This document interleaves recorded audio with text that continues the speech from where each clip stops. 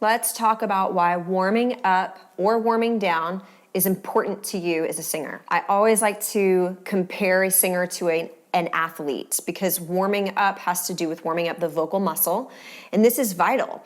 In reference to an athletic performance, top athletes will never skip a warm-up because they know that they risk injury if they do. If they decide to go out on the field without doing a proper warm-up, or sometimes even a light workout before, say, a professional football game, they could easily do things like tear muscles and have season-ending injuries.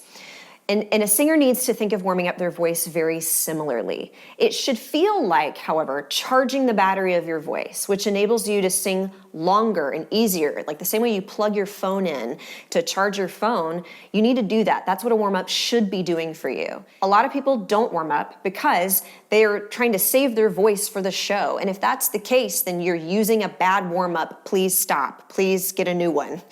A good warm-up, like I said, should feel like charging the battery of your voice so that you can actually stay on stage and sing longer and longer. If you don't, if you're using sound check as a warm-up, if you're using the first couple songs as a warm-up, then you are going to be severely hamstrung in what you actually can do on stage in your performance.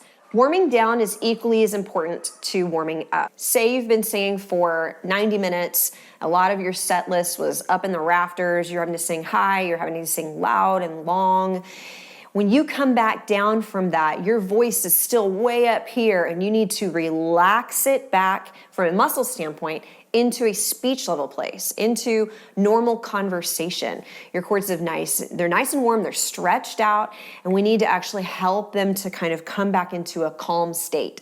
So doing a warm down is basically the opposite of a warm up, whereas a warm up is really moving from low to high, light to loud, thin to thick.